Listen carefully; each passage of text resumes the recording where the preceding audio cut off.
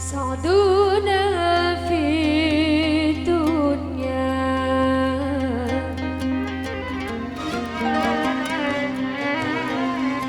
فوزنا في الأخرى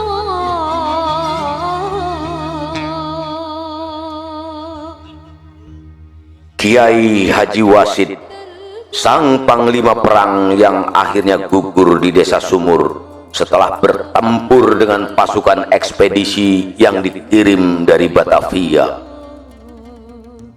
Ini bukan sepenggal cerita fiksi dari sebuah novel usang yang terbuang, namun sebuah fakta sejarah yang karena dipandang sebelah mata sehingga hampir tak punya makna.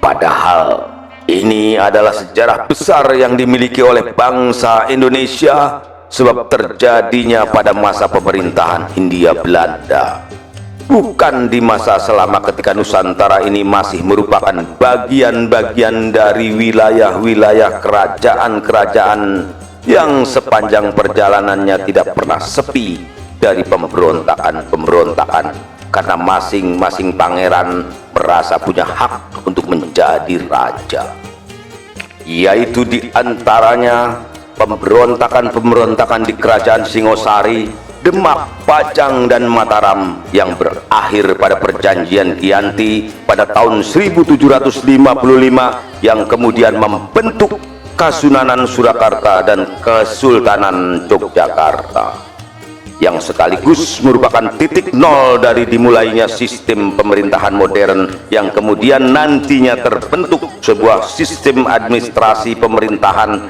dalam sebuah negara yang dinamakan Negara Hindia Belanda. Dan sejak saat itulah berakhir kekuasaan absolut para raja-raja di Nusantara dan bersatu dalam sebuah pemerintahan yang berpusat di Batavia, di mana dalam rentang waktu itu pula Kesultanan Banten menghapuskan kerajaan Pajajaran yang berada di ujung pulau Jawa bagian barat, yang ditandai dengan diangkutnya Palangka Sriman Sriwacana dari Pakuan Pajajaran ke Keraton Surosoan di Banten oleh pasukan tentara Maulana Yusuf pada tahun 1579. Dan sebenarnya sejak saat itulah mulai tumbuh benih-benih pemberontakan di lingkungan keluarga Kesultanan Banten, oleh karena budaya memberontak itu adalah sebuah keniscayaan dalam struktur pemerintahan yang berbentuk kerajaan. Maka setelah pemerintahan Hindia Belanda terbentuk pada akhir tahun 1799, tidak ada lagi pemberontakan kecuali yang terjadi pada tanggal 9 Juli 1888. Itulah pemberontakan pertama yang terjadi selama pemerintahan Hindia Belanda berdiri di Nusantara. Maka bisa dimaklumi jika pada saat itu semua terkejut dan terkaget-kaget ketika pemerintah pusat di Batavia mendengar berita itu, dan dengan segera mengirimkan pasukan dan armada perangnya untuk mencari dan mengejar para pemberontak yang telah melumpuhkan pusat pemerintahan Afdeling Anyer di Cilegon dengan membantai habis seluruh jajaran pejabat pemerintah Hindia Belanda yang ada di Cilegon. Memang tidak mudah untuk menangkap dan mencari para pemimpin pemberontak, sekalipun ada tawaran hadiah sebesar 500 gulden bagi siapa saja yang dapat menangkap Haji Wasid dan Haji Tubagus Ismail dalam keadaan hidup atau mati. Rupanya penawaran hadiah itu tidak berpengaruh sama sekali, melainkan mereka mendapatkan informasi-informasi yang salah mengenai keberadaan di mana para pemimpin pemberontak itu bersembunyi. Sekalipun kemudian hadiah itu dinaikkan menjadi 1000 gulden, tak ada seorang pun yang mau menunjukkan di mana Haji Wasid dan kawan-kawan bersembunyi.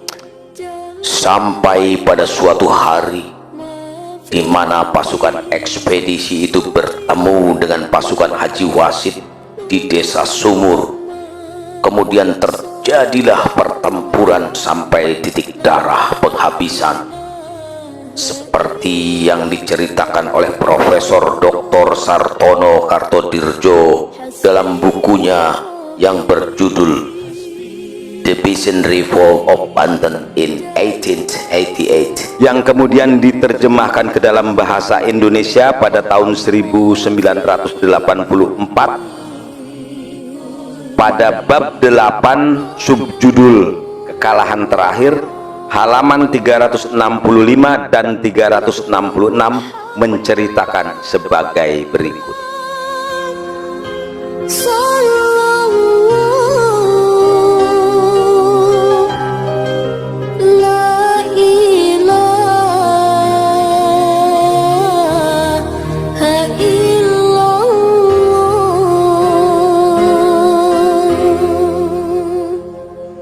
Untuk mempersiapkan kampanye terhadap sisa-sisa pemberontak, pejabat-pejabat pemerintah dan militer mengadakan rapat di Labuan pada malam hari tanggal 29 Juli.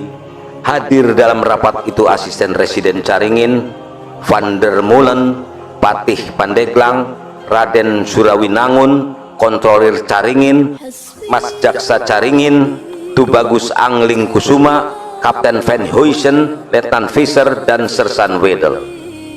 Rapat memutuskan untuk mengirimkan sebuah pasukan ekspedisi di bawah pimpinan Kapten Van Huysen ke Citerep untuk memotong jalan pemberontak setibanya di Citerep.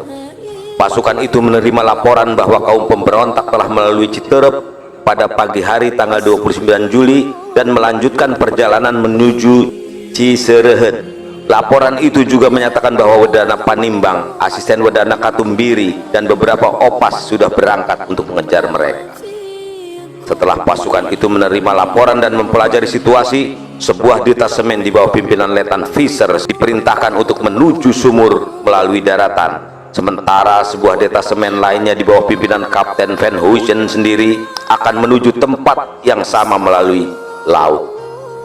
Menurut rencana, kedua detasemen akan bertemu di sana untuk menghadang kaum pemberontak.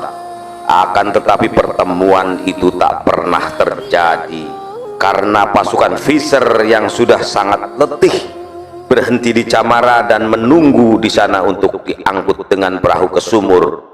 Akan tetapi dalam perjalanan ke sumur, mereka dipaksa oleh angin kencang untuk kembali ke Citerep.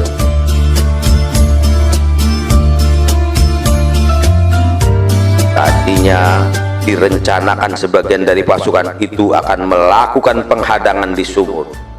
Ketika mereka sedang sibuk melakukan persiapan, jaksa melaporkan bahwa di sebuah tikungan jalan dekat Camara telah terlihat sekelompok orang yang mengenakan pakaian yang tidak lazim terlihat di daerah itu.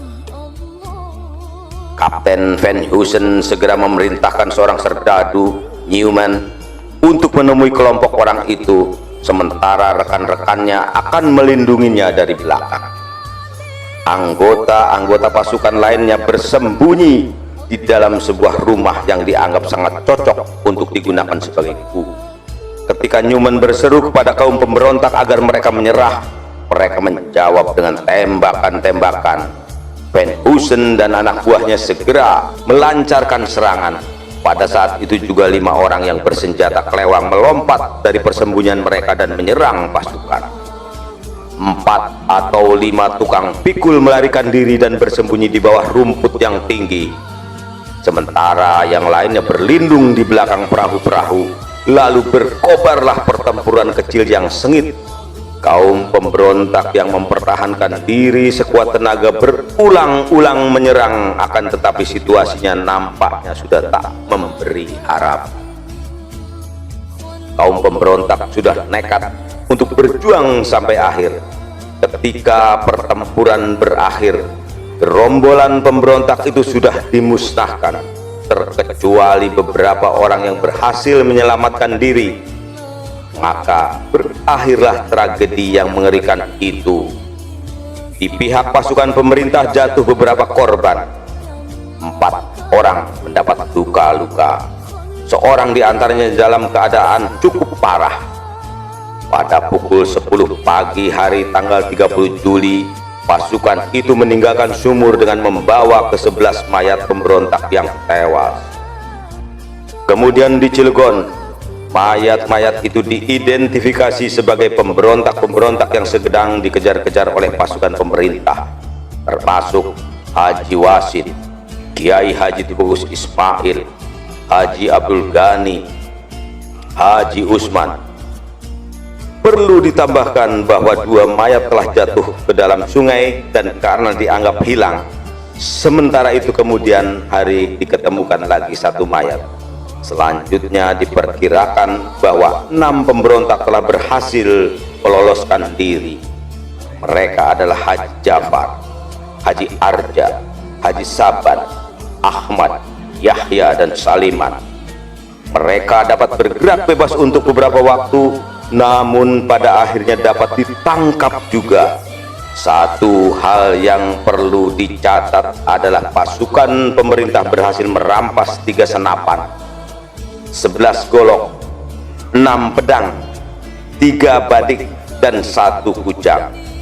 Dengan selesainya kampanye itu, pemberontakan telah dapat ditumpas dalam waktu kurang dari 1 bulan.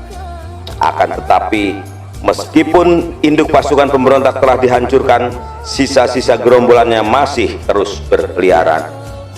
Pemberontakan Petani Banten 1888, Profesor Dr. Sartono Kartodir. Sebagai ikatan lahir batin dari keluarga para pahlawan GBR Cilegon dengan penerus generasi, maka sore hari ini saya sematkan cincin sebagai tali perjuangan.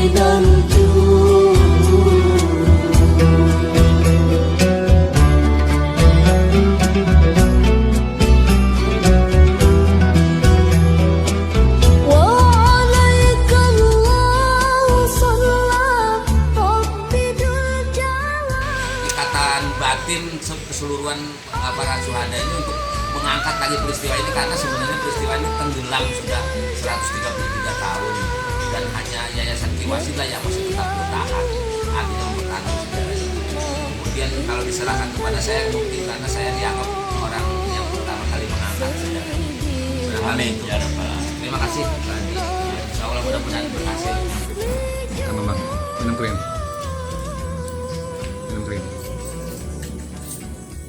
Ya Hayyu ya Qayyum bi rahmatika astaghitsu la ilaha illa anta subhanaka inni kuntu minadz zalimin. Bismillah masyaallah la yasuqul khaira illallah. Bismillah masyaallah la yasrifu su'a illallah. Bismillah masyaallah makana min nikmatin faminallah. Bismillah masyaallah la ilaha illallah Muhammadur Rasulullah. Bismillahirrahmanirrahim, masyaallah la haula wala quwata illa billahil aliyil azim.